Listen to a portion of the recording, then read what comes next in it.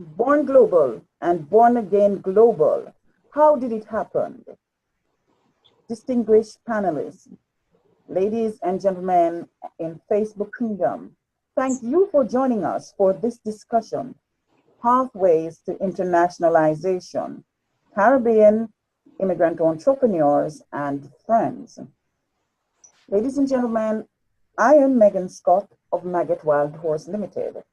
We're gathered here to celebrate Global Entrepreneurship Week 2018. This evening, our panelists, who are a mix of primarily immigrant entrepreneurs from the Caribbean, homegrown entrepreneurs from the USA and St. Kitts, and the sole gentleman among us hails from India. Without further ado, I'll invite the panelists to introduce themselves, starting with Lester, who is closest to me. So Lester, could you share a little about where you're from, your professional background, and the business you manage? Thank you, Meegan, for having us here. I came to Canada from India back in 1974, which is before the CN Tower. So I have been here a while, and over the years, I've had a fairly wide background. At the moment, I'm interested very much in what's known as social enterprise, and I've got a company called Impact Galaxy, which is for solo or small businesses where you are the star in the galaxy, and all of us trying to make a difference and make the world a better place. Thank you so much, Lester. Next is Petra. Okay, so I am Tamu Petra Browne, and I am from the Federation of St. Kitts and Nevis, and I sit currently now in St. Kitts. My businesses are two. I have an online academy which caters to Caribbean students that are preparing to write the Caribbean Examination Council suite of examinations, advanced level and secondary certificates, and I serve the English-speaking Caribbean. I also have an entrepreneurial arm, which is called Coaching by Tamu, and that's where I work with entrepreneurs. I create entrepreneurship curricula, and I do corporate training with a focus on innovative ways to nurture productivity. So really intrapreneurship. I'm also currently a doctoral student, and I am studying the strategies that minority women use to obtain venture capital for their technology ventures. So that's a little bit about me. Much, Petra. Very interesting there. Our next panelist is Marguerite. Here I am with my headphones. So my name is Marguerite Orane. I live in Canada, in Toronto. I moved there in 2009. And I'm currently sitting in Jamaica, which is nice. My business is Free and Laughing Incorporated, and its message is about bringing joy to the workplace. I work in the arena of strategy facilitation and leadership coaching, and nearly all of my clients are in the Caribbean, and I guess that's what we'll be talking about later. And I'm also the author of 2 books. I recently launched my second book. So that's another aspect of what I'm all about. Thank you so much, Margaret. Very interesting, and we're looking forward. Next speaker is Loretta. Good evening, everyone. My name is Loretta Green Williams. I am from the States, born and raised in New York. And lineage-wise, the maternal side comes from Cuba, and the paternal side of my family is Jamaica. And so my background is post-colonial theory. with a doctorate in postcolonial anthropology, social and cultural anthropology. I was able to convert this theoretical framework into a documentary that I was executive producer for last year called Caribeme, New Yorkers of the Caribbean Diaspora, with my daughter, who is a filmmaker, Dana Verde. We then took that project on to a magazine platform, a social media platform, multimedia capacities. And we're really excited about its opportunities of bringing the Caribbean diaspora together with the framework of identity production of our own hands and discretion. And so we're building the magazine in that capacity.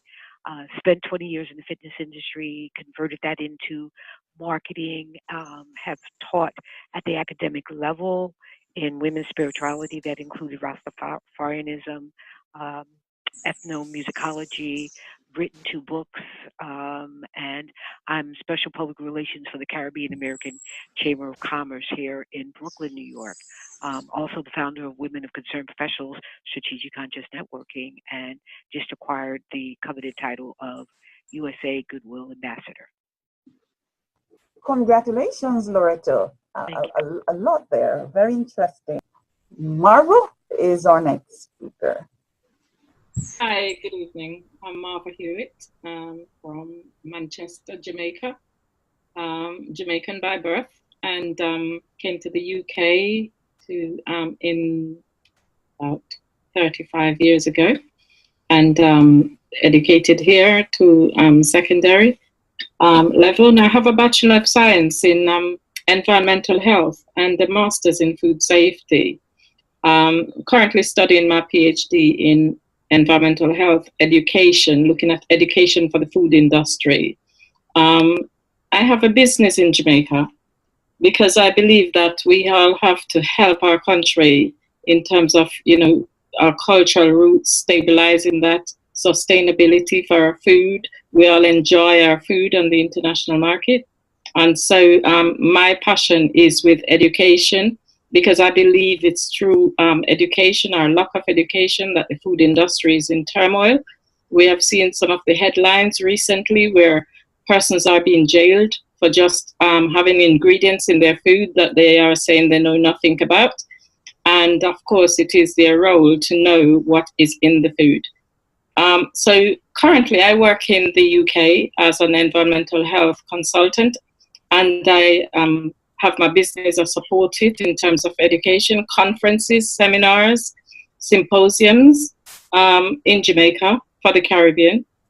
I have tailored solutions partnering with international educators, international academias, to offer international certification to the food industry. Now, this is a product that they normally, small businesses, would not be able to access. And so I actually partner with international partners to bring this product to Jamaica, to educate the industry and to offer them international certification, aiming particularly at the hospitality and the export market. So that's a little bit of what I do. Thanks much, Marva. You also hosted for years the Food Safety Conference. Yes. Which did a lot for creating awareness, and that's there. Ladies and gentlemen in the audience and gentlemen on the panel, we at this time we move into the segment where we look at the processes and pathways to internationalization. And so we'll ask the panelists to share their experience in overcoming the challenges such as foreignness, being in a new country, or maybe you're in a country in which you grew up and was raised, but you represent a minority group or something, if it's an issue that is. And what does that mean for confidence in your skill, in your talent, and breaking into the market? Networks and other barriers to selling your services in the market in which you have come to call your second home, or the home that's away from your root. And so for some on this panel, foreignness is not an issue, but it might be for others. And so even before we get there, my first question, starting with Lester again, will be, starting with Lester again, will be, what circumstances or situation led you to become an entrepreneur? Thank you, Meegan. My work before I started with Impact Galaxy is as a lawyer, and primarily a business lawyer. I created Impact Galaxy because I found small businesses or micro businesses don't have access to the kind of services that we routinely provide to larger companies. In particular, they don't have access to general counsel type of services. And so I've created this so that people that are micro businesses wanting to scale up can have access to resources that they could not otherwise afford, because we can share costs. And then together we can actually do more than we can do individually. Thanks so much, Lester.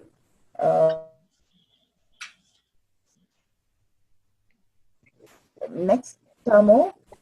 And it's the same question. What circumstances or situation led to you becoming an entrepreneur?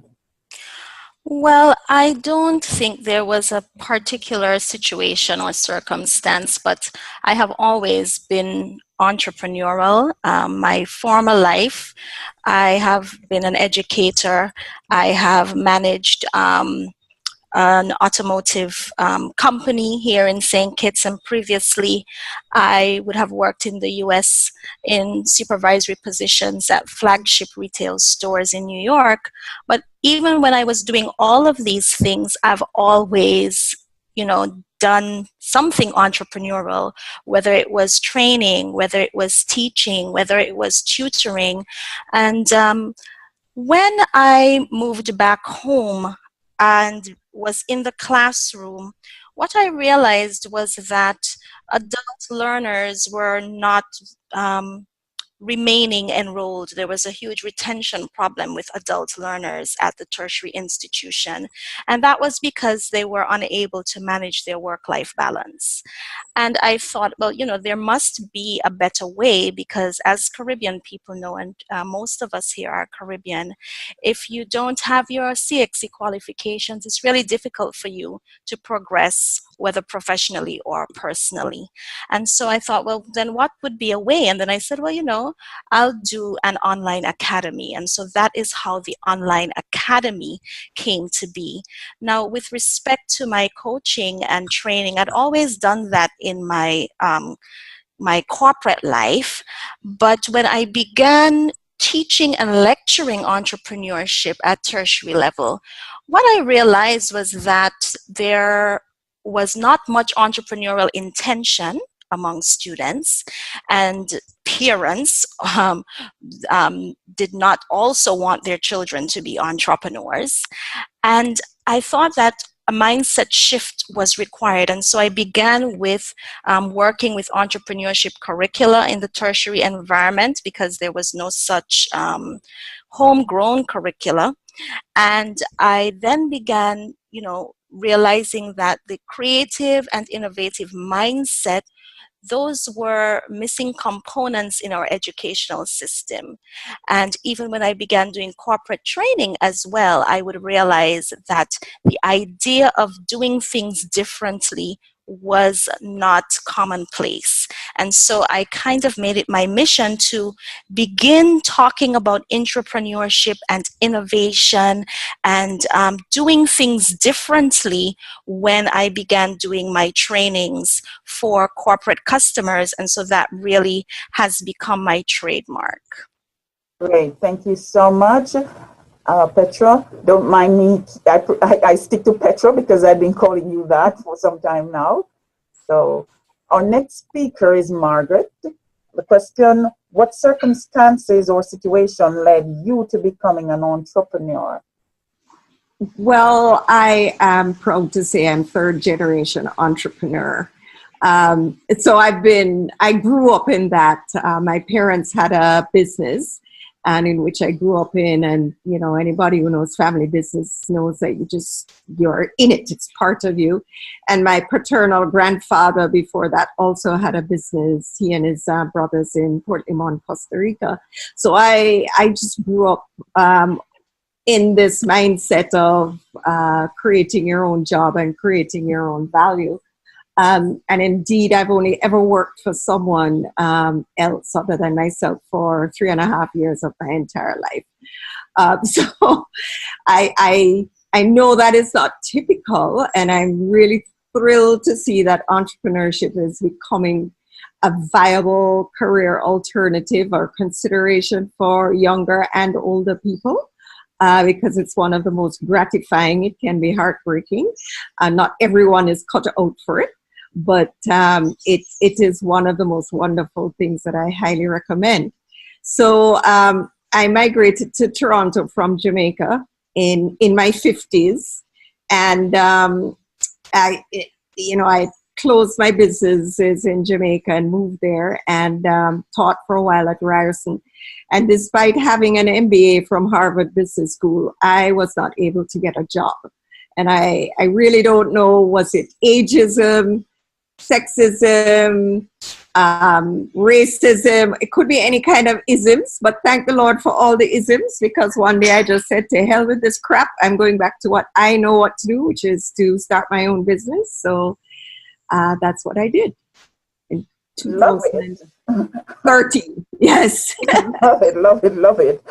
And now, Loretta, what circumstances or situation led you to becoming an entrepreneur? Loretta? Okay. Marva, could you respond while Loretta is... Yeah, sure. Okay. Sure. I entered what we call a predominantly white profession in the UK. And I'd say in my year, we had about 4 persons who were ethnic minority, and female. As a female, it was even worse than being a male. There was just myself, and I was and another young A-level graduate person. I was a mature student, and at the time I was a single mom as well. So I suffered a lot of stigma, but I worked very, very hard. Graduated, and went into management very early, and came up for further promotion, and I was told basically I wasn't of the right caliber. So I decided, I went to trade union trying to fight it, and then I decided, you know what, I'm gonna go back home. So I went on a vacation to Jamaica, applied to Ministry of Health, and they said, please come, we are willing, love to have you home. And so I packed up my daughter and everything and head back home. I worked with Ministry for about a year, and then headhunted by one of the brewery company in Jamaica, and headed their health and safety, food safety department. My daughter said to me one day, Mom, if you work so hard, because I was just doing round the clock, trying to raise the standard, trying to motivate my staff, trying to change the culture in the organization, which was primary goal for my department, and just working very hard. And so, she motivated me into my own business. So I started, I recognized that the lack of education, even in that large company, was one of the main problem, and that we had to get the business across. And once we created that change, then it was easy. The rest of it was easy. And so my journey started there, really. I went out on my own as a consultant, the same brewery actually engaged my services for another 5 years as a consultant. And that was the birth of my entrepreneurship. I led the Food Hygiene Bureau, developed programs, partnered with organization, internationally, networked with my own colleagues here in the UK, and took that product across the Caribbean region in terms of the conferences that we had, specifically targeting the food industry, because I felt that was the greatest need. That's where most of our income comes from. The hospitality, the tourism product, the export market. That's the backbone of Jamaica. And so, my job was really, I felt a passion to really sort of, do grassroots training with the farmers, with RADA, with ICA, through ICA. A lot of partnership was what I did and still continue to do. So here in the UK, I do a little bit of both. I still network and do my business in Jamaica. And I actually work for myself here on a consulting basis, but also do some on-staff work with the government. My greatest enjoyment really is creating my own employment and working as a consultant. It really empowers you, and it certainly it drives you to levels that you wouldn't normally, satisfaction levels that you normally wouldn't get working for somebody else. Interesting. And it's through that business that I came to meet you, and Yes. also through yes, and some time ago I met Marguerite, who I'll never forget, at the turnover. It was also she was facilitating a session there for the National Environment and Planning Agency, and I know Land Use Department of Government was there. So yes. The next question I have, and this time I'll mix it up a bit, and I'm going to go to Petra for this one to start. When you first set up your business, did you plan to export your services? Well, no, I did not.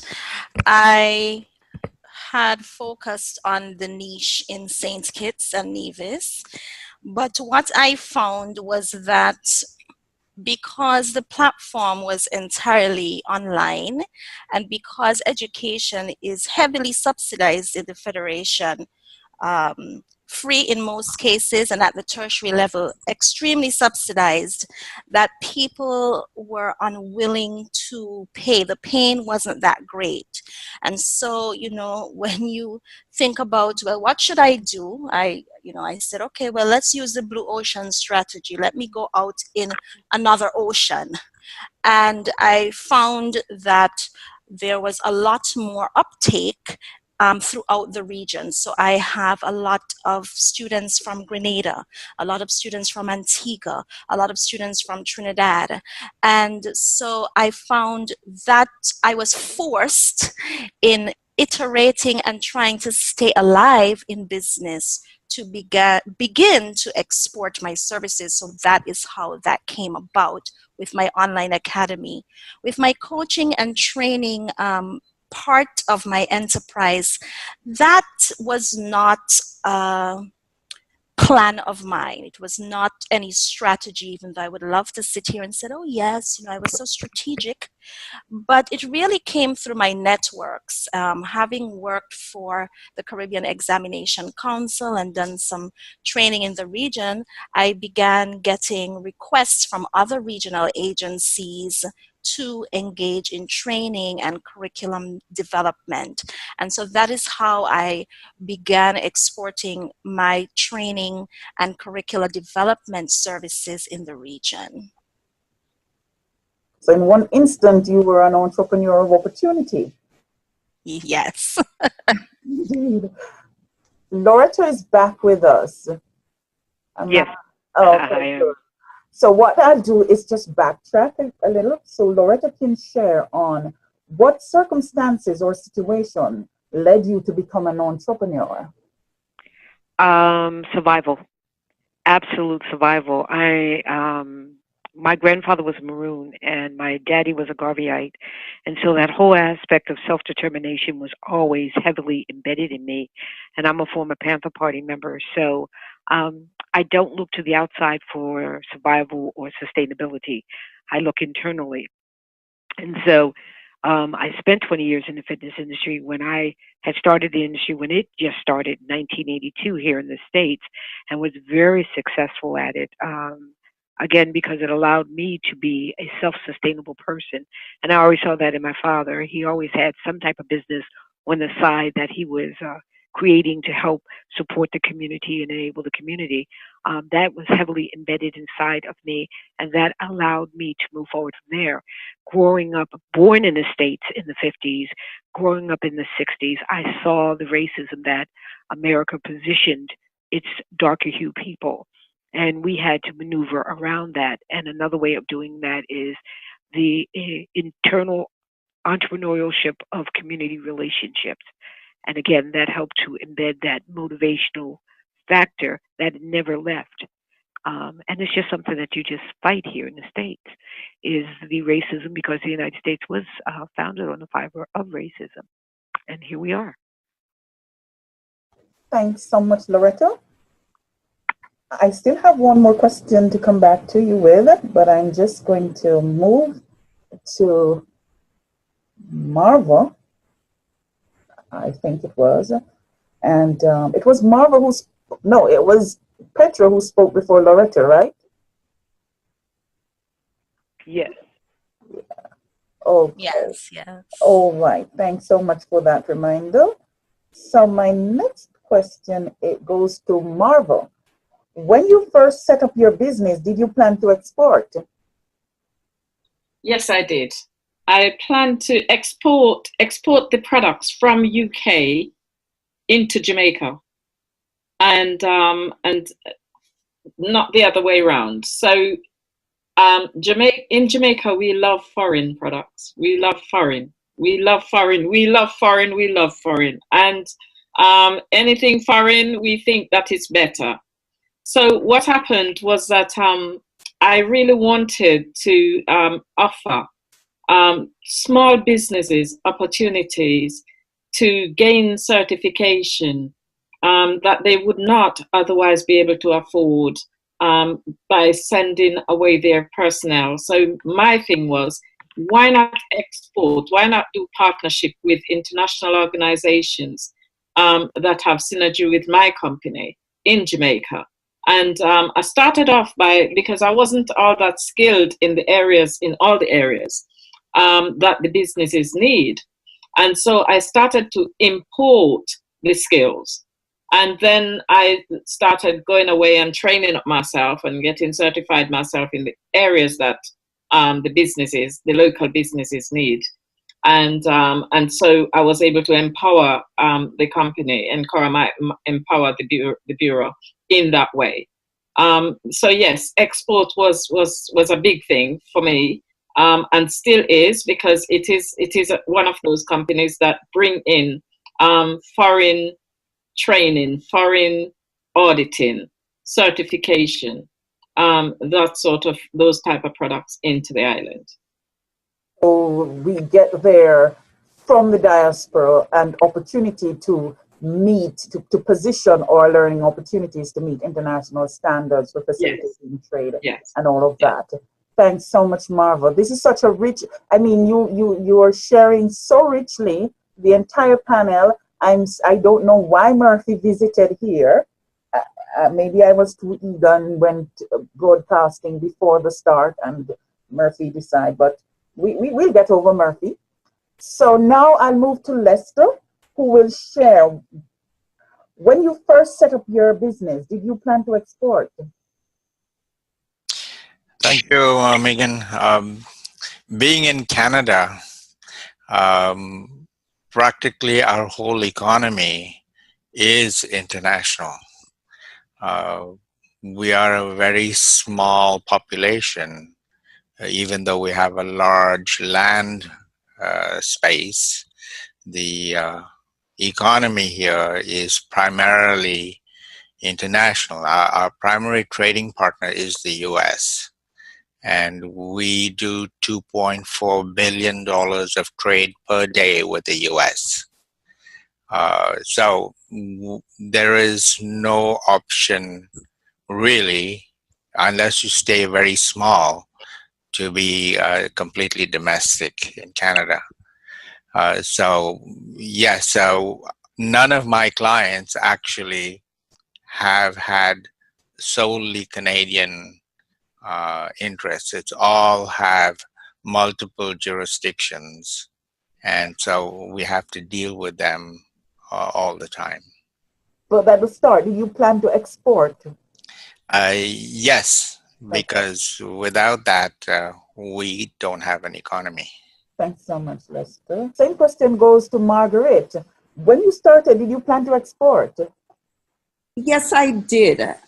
Exporting, meaning that I was in Canada. My business was started in Canada. I was resident there, and I still had these huge networks in the Caribbean. So yes, I plan to export my services. What I did not plan was that 99% of my business would be in the Caribbean.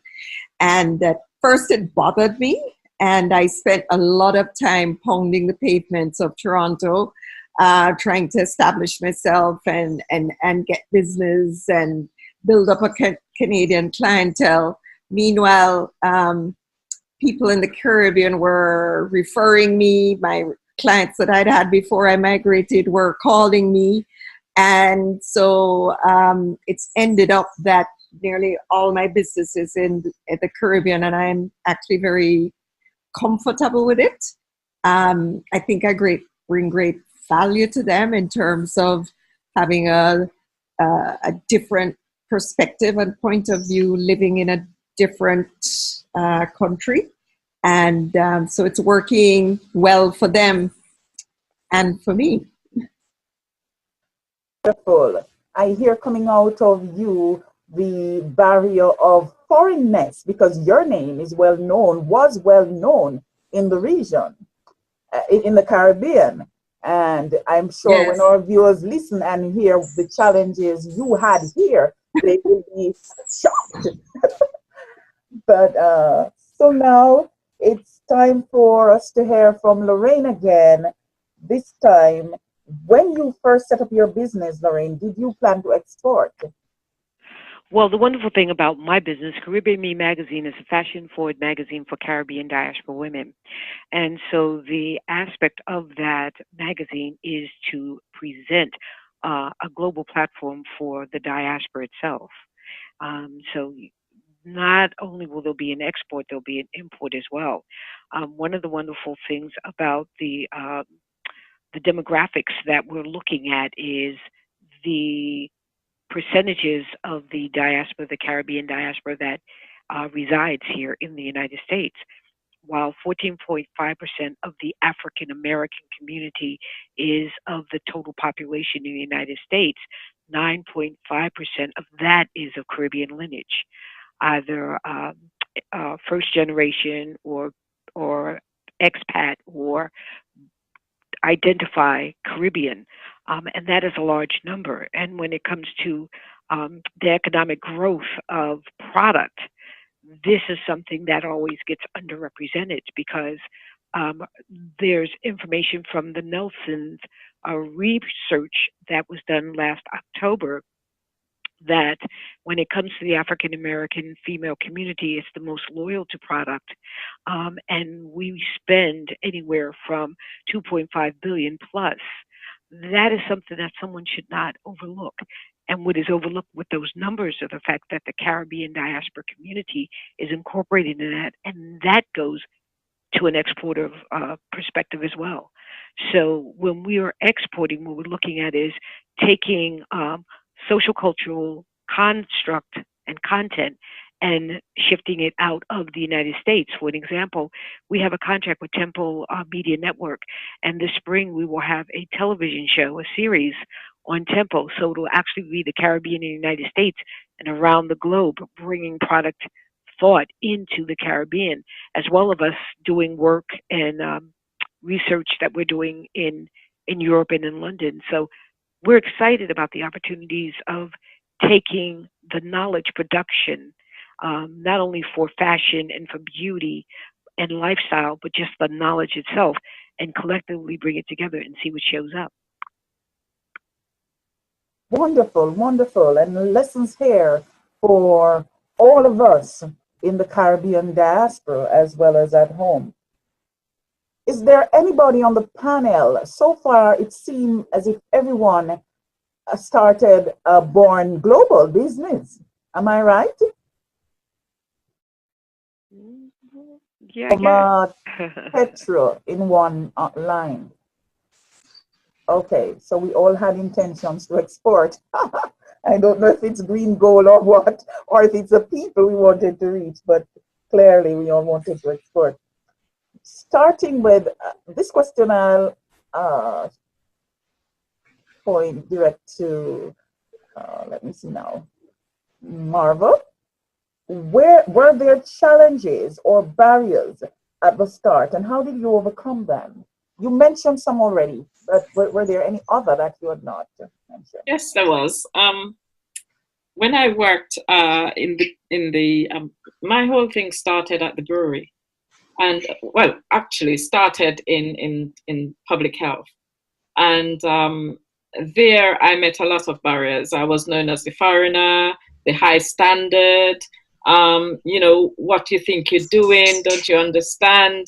The culture here is different, etc. And so there were barriers there, and a lack of support from your own colleagues, who normally in markets like where we are now in the UK, you would get a lot of support.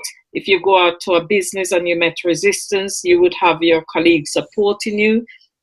In that climate, we didn't have that support because there's a shunning because of how the makeup is. And so, you know, it was a lot to get used to. But if you work, what I did was I sort of migrated to, although local, but foreign. So the brewery that I worked for was foreign owned. And so I had less resistance in terms of raising standards in that brewery. I had more support from colleagues because we're all aiming to the same goal.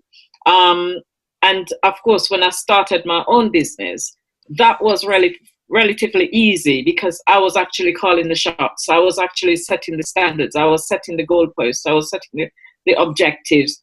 I literally could pick and choose who I wanted to hire in my company, and highly respected from that through the organizations, local organizations, because they realized that I had a product that would take the country and take businesses to another level. So yes and no, challenges both ways, I'd say, but in the end, it was a win-win in that through the products that I brought on board, we actually brought businesses together. We create linkages between foreign and between international businesses and local businesses, and helped the local products, help local cuisine to become safer. For example, the hospitality was one of my biggest customers. I trained a lot of people across the Caribbean islands. Especially, I set up an office in Barbados because the need was so great for that country in terms of strengthening their tourism product. And the Jamaican market did extremely well in terms of export through the international certification, strengthening like the RADA programs, working hand in hand with Bureau of Standards and so forth. So yes, challenges, yes, but you know, as I think being born in Jamaica and understand the culture and understand our people and having a natural love for our people, I think that helped me a lot. That helped me a lot because although they saw me initially as a foreigner, they also, you know, they also supported me as a local person who saw the need to actually come back and actually want to work at the grassroots level to help small businesses to migrate their product on an international market. Nice, nice. So it means that we throw those stones behind us. So in fact, we do have a choice in selling and offering our services and our talents. Yes. Lester,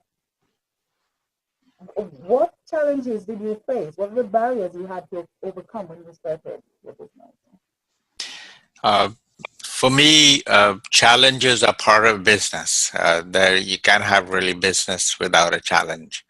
The question is which challenges is actually, I think, a good one.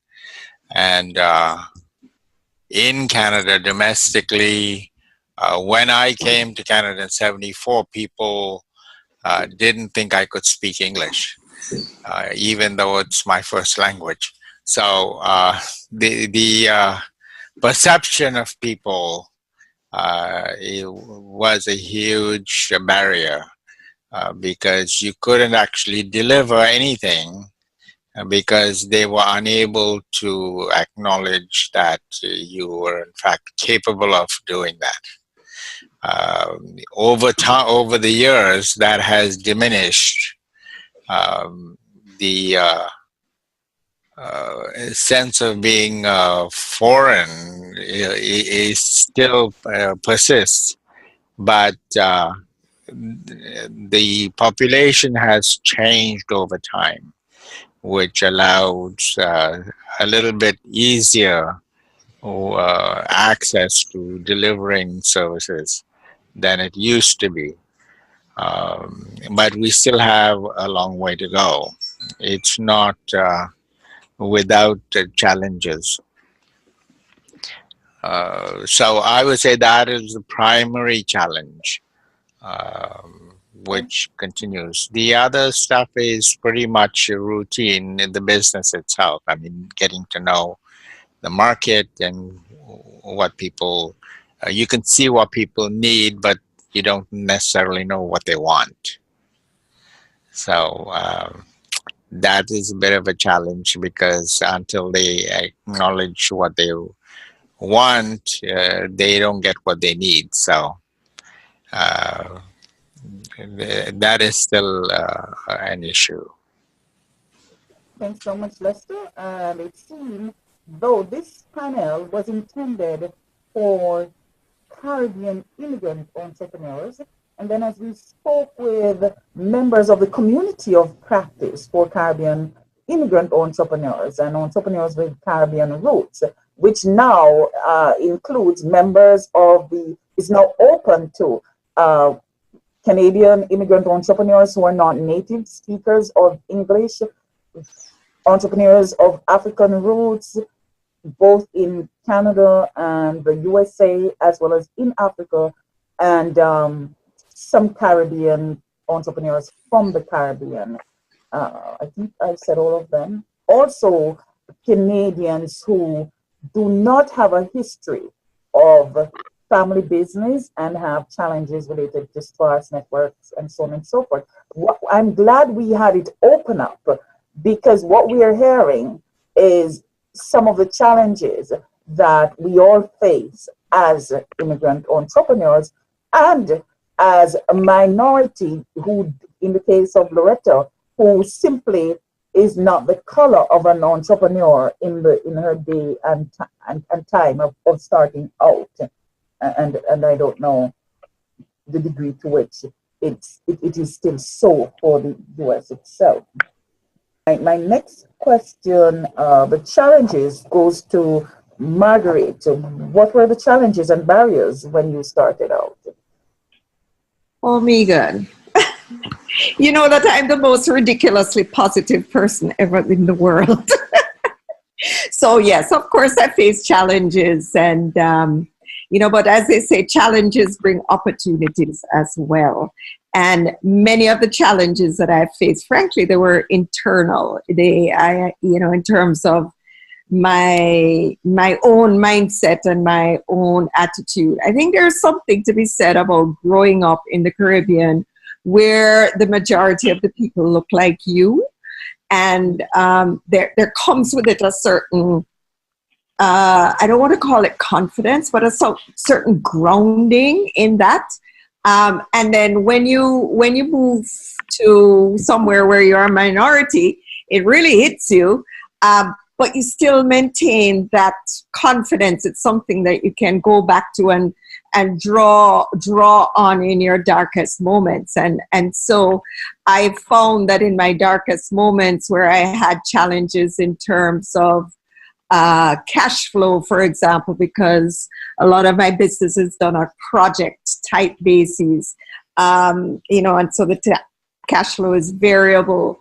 I would have to pull on that grounding, that good Jamaican grounding that always seems to tell you, yeah, man, you can do it. You can do it. As well as the community. And I will tell you that my Facebook, my online community was invaluable in helping to overcome challenges. Less so about business and more so around the comfort of knowing that you have this huge village that is there for you. As you know, entrepreneurship can be an extremely lonely pursuit.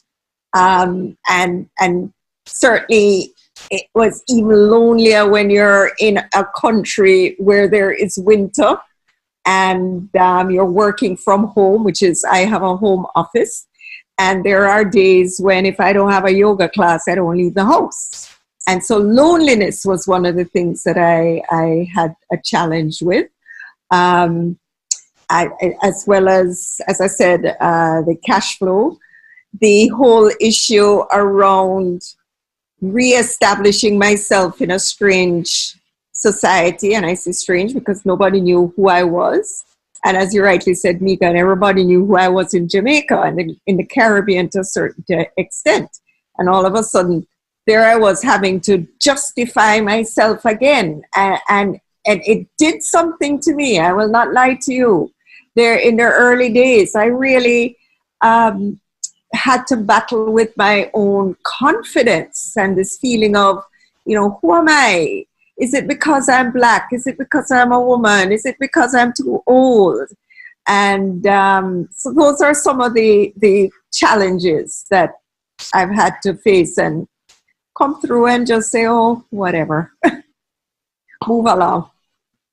Well, I hear and I feel some of the things you felt. On my end, I think it turned up my rebel a bit more or turn it on back. I think I have switched it off a little cozy way, but I think it switched it on back. After a while, I just became rank and feisty. You know something? I was at my desk today and somebody did something related to this very panel we are going to have. And I heard myself say, you know, these people just make you get feisty and furious. So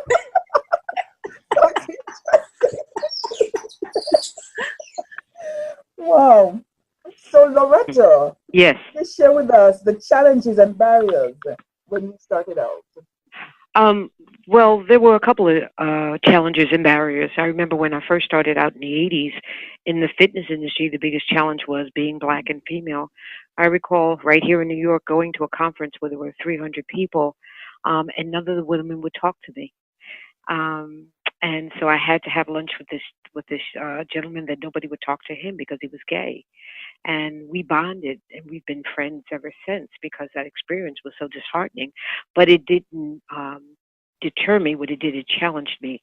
I would have people come into my class and go, I just want to see what you're going to do. And I would put on my James Browne and just blow them out the water just because I could. So that was one of the challenges, you know, to prove that you can do it, and you had to be twice as good as your counterpart in order to move forward. And so those were some of the greatest barriers have been gender biases as well as color biases. And then now moving into the latter stages of life, my concern was age bias, but surprisingly enough, with this magazine, I've been so blessed that my team, and there's 10 people on the magazine, all are under 40, and they're great, and they listen, they're attentive, they enjoy hearing the stories of the past 50 years of my life, what I've gone through, and how it can help to sustain them. So those type of challenges, sometimes they can be a deterrent if you're not willing to face them head on. And sometimes they are encouraging because you do face them head on.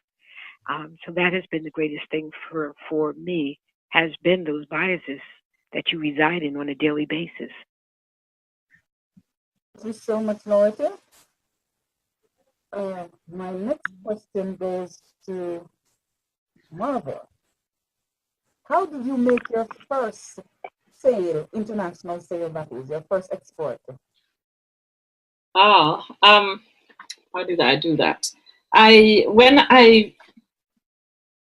was actually encouraged by the brewery to start up my own business. And as I said, they supported me in such a way. When I approached my professional organization, which is the Chartered Institute for Environmental Health here in the UK, they were so excited about actually helping me to set up a regional center in the Caribbean. So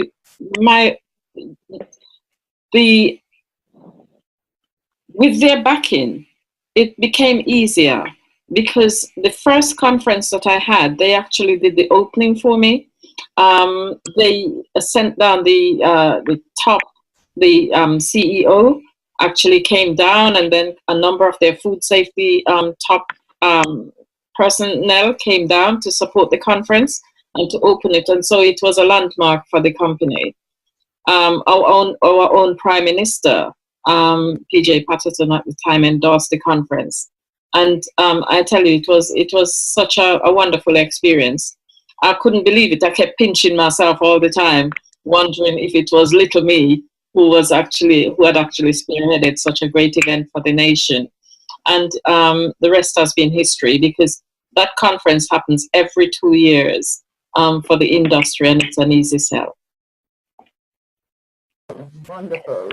And I've been a part of that conference. Actually, we met at that at one of the That's right, yes. So, yes, I know the value of that conference. Next person on first sale will be Lester. Lester, how did you make your first international sale? Thank Meegan. The Impact Galaxy is a relatively new business, and we're still in startup mode. So we're providing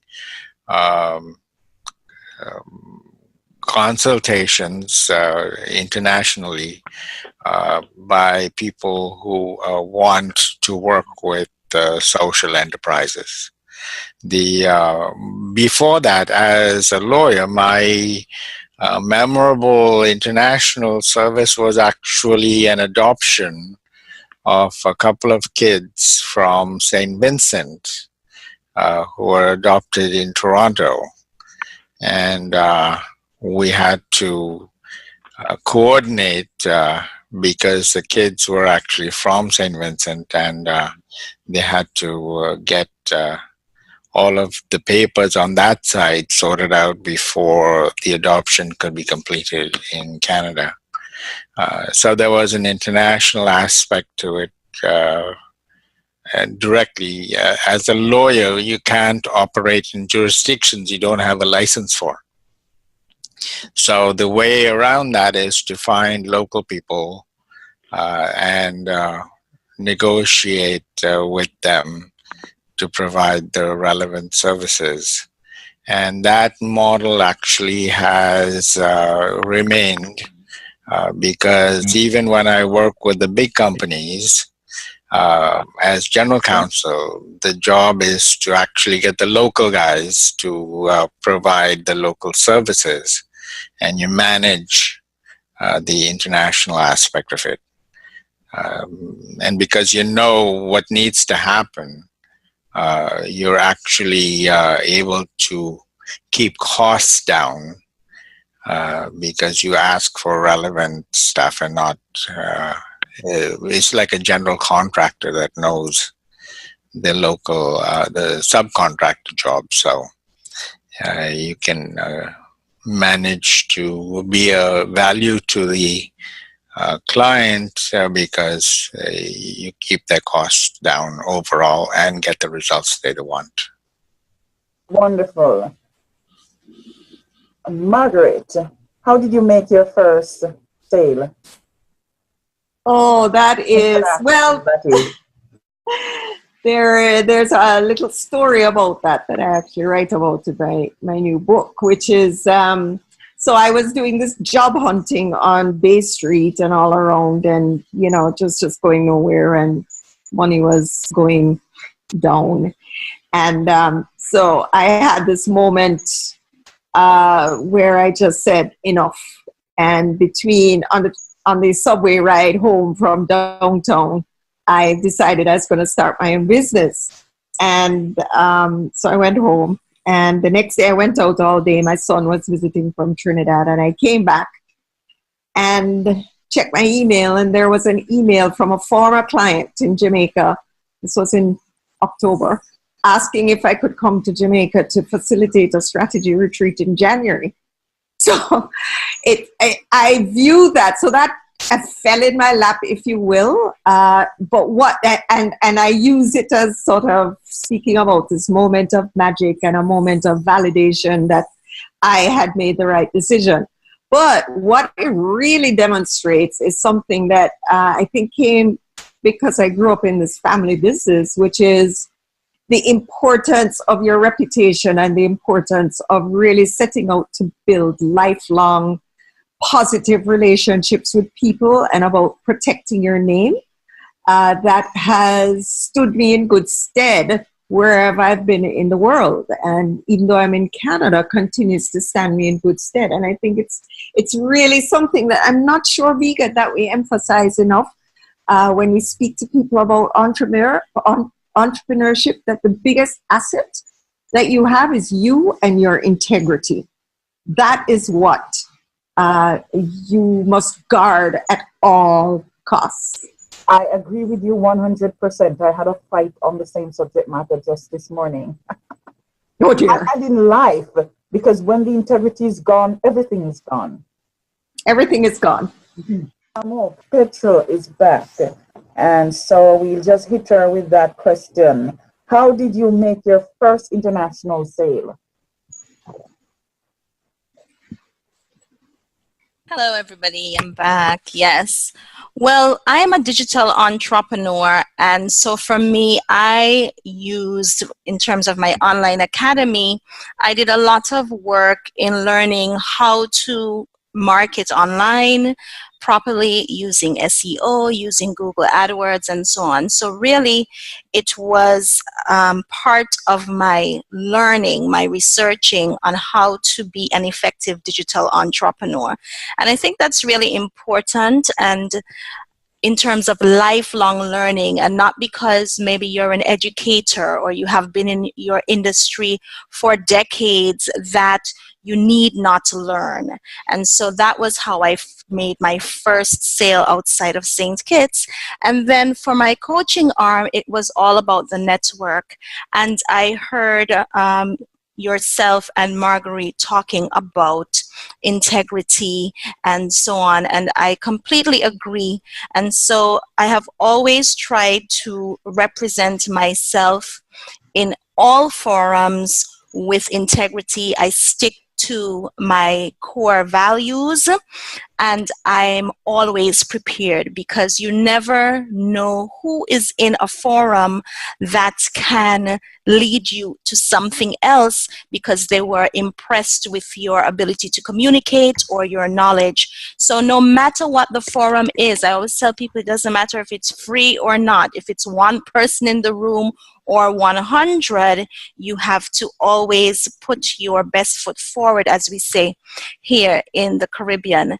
And you know, my research is on networks, and that's the conceptual framework for my doctoral study. And it's really assisted me, and I'm beginning to do some work in teaching how to cultivate networks, because I know that networking is not something that is inherent in us as Caribbean people in the context of entrepreneurship.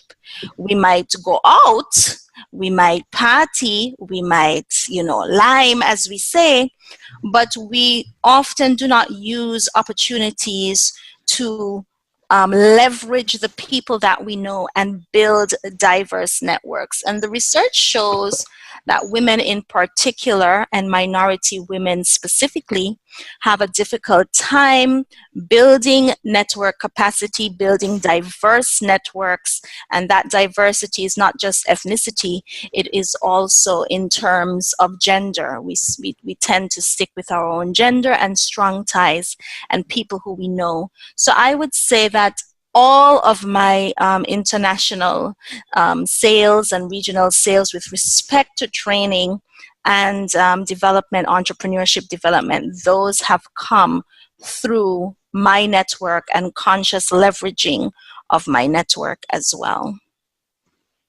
It's interesting that you went so deeply into networks and networking. And especially on this, the first event for the public by the community of practice for Caribbean immigrant entrepreneurs, because one of the objectives of this is to help us to, and I say this meaning the community of practice, is to help us not just to network, but to actually build those networks and to leverage them. My next question, it's the same question I'm on, and that goes to Loretta. We didn't hear from Loretta on how she made her first international sale. Well, the interesting thing is my first international sale came through LinkedIn. And I have been a proponent of LinkedIn since I've been on it since 2009. It's not a sale pitch for them, but it does work. As a matter of fact, most of my sales come through my connections in LinkedIn. And I think the reason why that's really an intricate component of this discourse is because what happens is the call no longer is a cold call. It's a warm call. It's a soft call because I've already made an alliance with them. And so one of the major sales that we've been able to connect with, because we are a media content company, we're under the framework of 3CK Media, which is Dana Verde Productions and the 3CK Media. And so that's what Caribeme magazine is under. And we've now connected with Notting Hill Carnival. So we're really excited about that. And the other major international sales we did is with Tempo Media Network. Now, while Tempo is right here in the States, they have their extension is in the Caribbean. So that brings us into the Caribbean, parts of Africa, and in South America. So we're really excited about how to interact. And I'm really glad you were speaking about that networking opportunity, because now that's something here in the States we do a lot of. We are constantly doing opportunities of networking, and it works to the point where our own magazine, we have a once-a-month venue in a local restaurant in Brooklyn, and just people come and we all have our cards, and it gives an opportunity to take it down a notch and just have fun while we're doing that networking opportunity. So in regards to the networking and the international components, they go hand in hand inside the magazine because it is a global magazine. It's an international magazine. Thank you. Well, I'm hoping some members of the community will come from those networking opportunities. What Absolutely. I see happen here in this discussion, if we can have discussions such as these more often and even for a shorter duration and even long as this inside the community of practice on various topics, we can learn so much, not just get to know each other, but share and learn the how-to of doing business. Did I ask everyone now? I'm the one supposed to be tracking, but I have to. You're sharing so richly that I'm having to soak it up while keeping track of my question. So my next question is, and Petra answered this already in her previous. I'll direct this to Marva. What role did your network play, if any, in finding new customers overseas? Well, you also answered that, Marva, but would you like to add anything?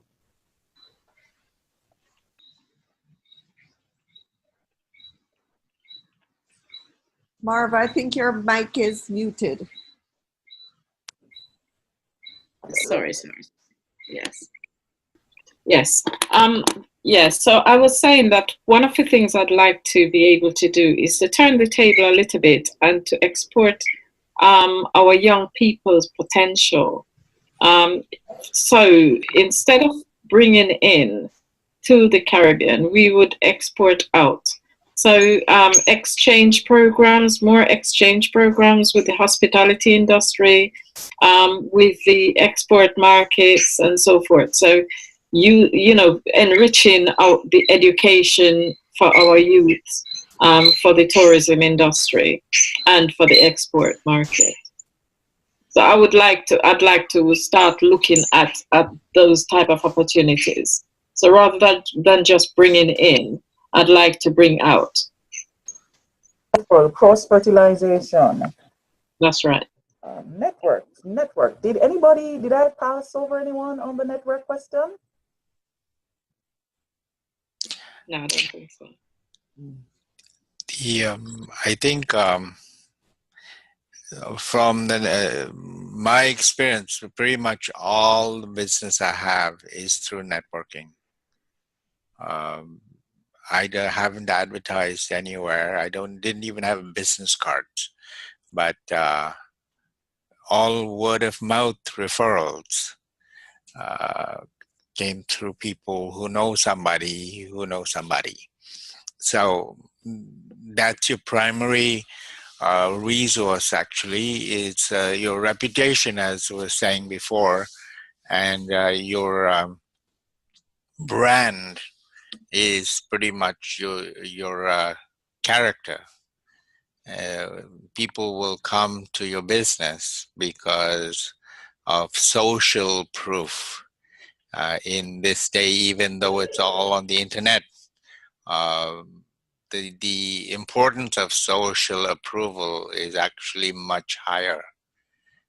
So you cannot neglect the networking, whether it's importing, exporting, or any other kind of business. That's critical in my experience. Much less so. Starting with Margaret this time. Marguerite, how did the network impact the size of your sale, if it did?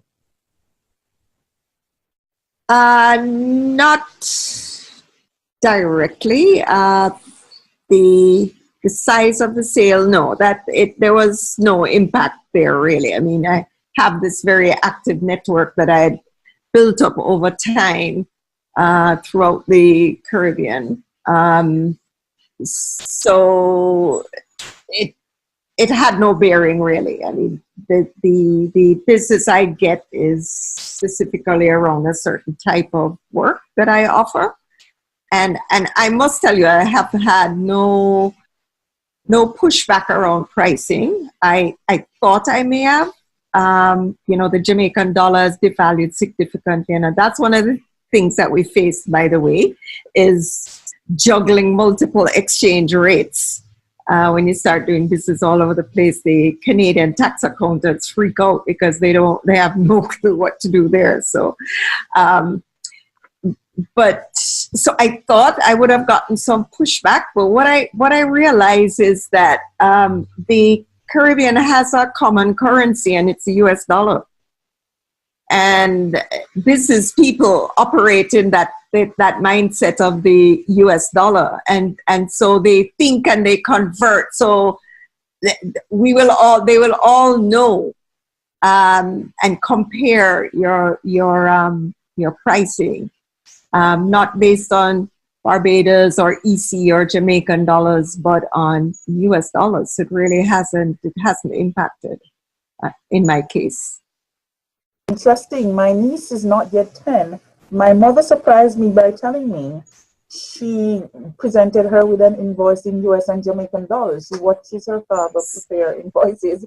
I was shocked. I'm saying, she's too bright.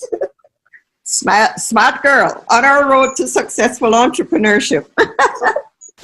And aggressively, so it seems. Good for her. diaspora. Oh, sorry, I'm jumping my guns here because I know I've kept you all a long time. How did your network work for you in terms of the size of your sale, Loretta? It's the network is really important in the aspect of the magazine because it's a digital online, and then we have the platform of the digital bulletin board that is on Times Square, which we're really excited about it because it's a Caribbean British company that we've contracted to have that piece of property for the next year for the magazine, and also with Temple having that platform of cable of 5.5 million subscribers. So that whole aspect of network is extremely important for the magazine's relationship because we're out in the public all the time. We're getting ready now for the spring because it'll be the Fashion Week that's coming up. Again, it's who you know that'll get you in front of the people that you need to get in front of. And we're finding out that we're in a position where people want to know us.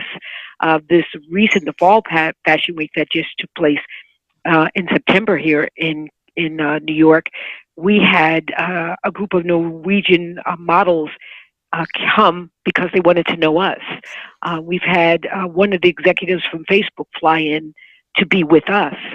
So that whole aspect of networking, I think the other aspect too is because we have such a great diversity in reference to our age range and diversity in our group, that their aspects of networking, it just filters out.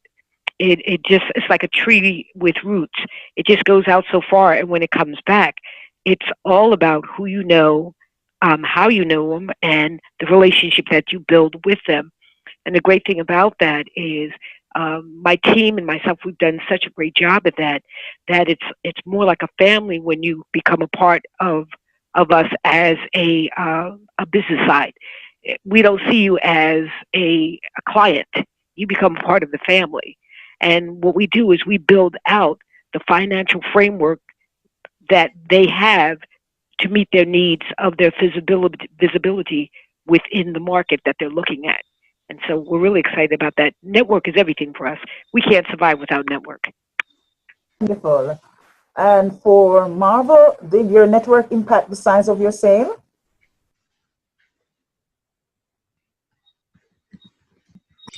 So I was saying that one of the things that stands out in my mind about networking and the impact on the business was a trade show that I had the opportunity of going on, which was sponsored by Jampro, was doing a trade show to Barbados. And so I was fortunate enough to get onto that trade show. And that had a wide effect on my first major contract, which included consulting for hotel chain of seven hotels in that under that one umbrella. And so I did that for a number of years, and that actually grounded me in that it helped me to set up the Barbados office. So, that sale that I got was like the foundation, really, in setting up formal offices in Barbados and Jamaica. Marva, we are wrapping up. We've been here a while, though the sharing is rich. Petra is about to leave, and so I'd just like to throw out the last question to her, if she could give a quick response. What tips do you have for professionals who sell complex professional services or products for accelerating their sales, the growth of their sales and their businesses? Well, perhaps because I have a penchant for technology, I think, as Lester indicated, that at this time, everything is about the social proof. And so more and more one's network will be leveraged through the digital media, right? And so in my experience, I have found that it certainly shortens the move towards internationalization, as people can validate you, you can share what you do in terms of, all the things you're engaged in, a sort of portfolio. And my son introduced me, he's a teen, into the new word, and he told me, mommy, it's not social proof, it's clout. And so you have to be able to wield social clout if you are going to be successful in networking and going global. So from my perspective, I believe that a digital component or online component to one's enterprise helps to shorten that distance in going global. Thanks so much, Petra. Thank Margaret you. is leaving, and I'd just like her to make one last stop, and that is to just address the question: what tips do you have for professionals? And at the same time, did your diaspora connections help? Thanks so much, Margaret. If you could answer those two before you go, we'll be grateful. Tips: guard your reputation scrupulously. Make lists. I'm an avid list member, list maker. So I'm constantly making lists. Stay positive. And yes, my diaspora community has been invaluable. And I really honor you for pulling this group together, Meegan. I think it's really going to be something very, very powerful in terms of really creating this community of people who really don't know each other. I have already subscribed to Loretta's newsletter or magazine.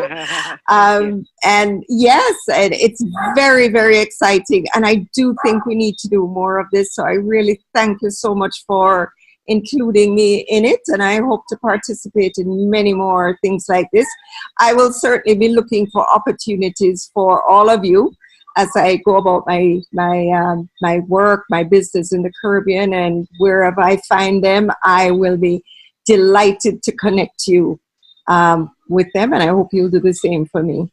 So much, and remember the day Terra Nova. Whilst I love strategy and I was always moving into consulting, and you were one of the persons too who helped to accelerate my move in the direction without knowing that. So thanks again. Thank you. And just one last thing before you go. Tomorrow we are having Knife, born Matthew Harvey, and he'll be sharing some richly. So looking forward. Thank you so much, and much love and joy to everyone. I'm blessed to have been a part of it. Thank you. You're welcome. Pleasure to Okay.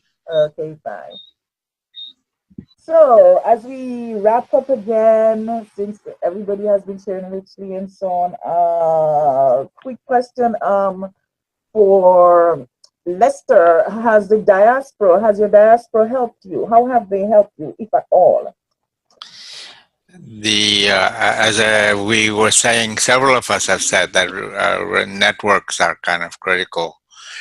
So one of the interesting experiences I have, actually, not being from the Caribbean, is all through the years, right from the beginning, people from the Caribbean would ask which part of the Caribbean I'm from. And considering that I've never been to any of that, it was actually very interesting to connect with people from the Caribbean simply because of the perception that either my accent sounded something close to them, or it was always from the next place over, not really from where they were from. So in a sense, it's an adopted diaspora. I got adopted into the thing, and so we managed to communicate with each other because of that perception of connection. So it's not just factual diaspora or connection, that's actually perceptive diaspora and connections have made a difference to me. Well, you look like some of us, and we share DNA. So that is, I thought you were too. Okay. Sharing tips and sorry. So now, Marva, could you quickly share some tips for professionals who sell professional services or complex products? How can they accelerate the growth of their sales or businesses? And at the same time, did the diaspora connections help, and how? And this expand not just Jamaica, but the entire Caribbean diaspora. Sure. My thing is to always keep connected. Keep connected with those who have helped you to get where you are. Myself, what I did was I am an avid member of my organization, my professional organization, the Chartered Institute. I'm an active member in that institution, and that is constantly a learning forum for me. So the other thing is that attending conferences, always staying on top of what's happening, current events in your field, because you know, we've got one world now, and so it's so easy to get information and to be able to connect those information to what is happening in your own country. For me, the diaspora, the wider diaspora, the Caribbean events, those are critical for me. I tried very much to go home to Jamaica at least 4 times for the year. And during those times, I take products that are new to the region. For example, recently I was part of a team of about 15 participants who were qualified as lead instructors for the FISMA qualification training, which is so important for the export market. And since doing that training, I've actually delivered, as a lead audit instructor, I've delivered myself 4 very, very welcomed workshops, 2 of which, you know, I went down to deliver 1 and then end up doing 2. So, you know, it's like that for me. We spoke about integrity and the importance of it, and I tell you, I couldn't have done it without being. Everything that I do is so transparent. I try to always remember who I am and what it is that I'm protecting. Once your integrity goes, you're finished. And for me, it's always been about as honest as you can, and you know, holding your customer dear. So yeah. Thanks so much, Marva. And Loretta, it's your time to give us some tips on how to sell professional complex products and services and professional services at an accelerated rate of growth of sales and business. And also share with us if the diaspora, whether the Cuban, the Jamaican, Caribbean, and even the United States have helped, and how.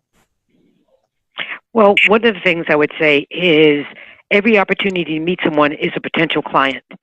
Every opportunity to make a positive relationship is a definite sale. And so one of the things that I do and I share even with my team is we don't go after sales, we go after relationships. So once you build the relationship with the individual, that individual can become a client. Once they become a client, it makes it more palatable to discuss with the product that we have at hand. In our case, they know we are already coming in under a sales perspective. But again, we are reiterating what I was saying before, is that the important thing is to develop a relationship with that networking component that will transition over to a continual dollar. Because the thing is with a sale is you can do a sale and it could be a one-time shot. By developing a relationship, it'll be a continuum. So what we look at is not having somebody to put an ad in the magazine once, but to establish a relationship that they can put an ad in the magazine for a year, as well as adding to that. So they can put the bulletin board, they can add to it. That's the important thing, to look at how you can extend that relationship, not to a one-time opportunity, but for a lifetime opportunity. Thank you so much, Loretta.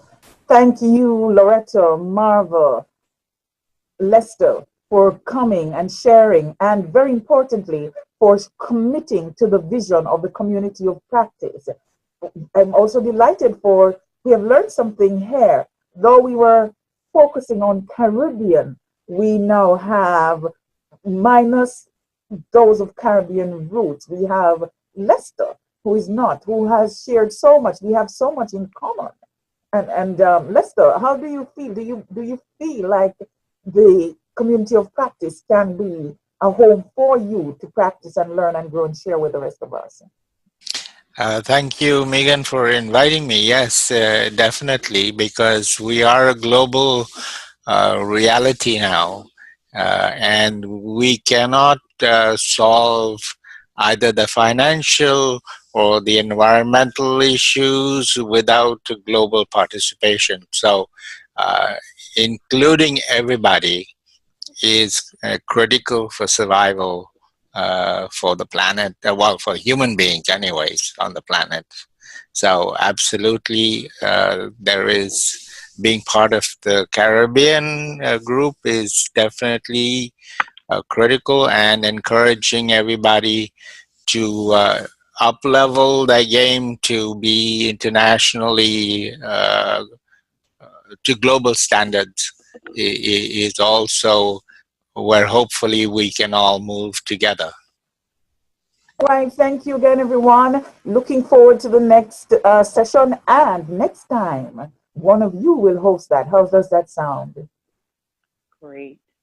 Okay, thanks again. Have a wonderful evening, and looking forward. Please take another member, 2, 3, 4, 5, 10. Bring us all together. Let us build and connect the entire diasporic market, bringing in India too, because many of us have grandparents, great-grandparents who are from India, so the blood flows. Yes, Thank yes. you. Bye-bye. Thank you, Bye. All right. Thank you. Bye. Bye-bye. Bye.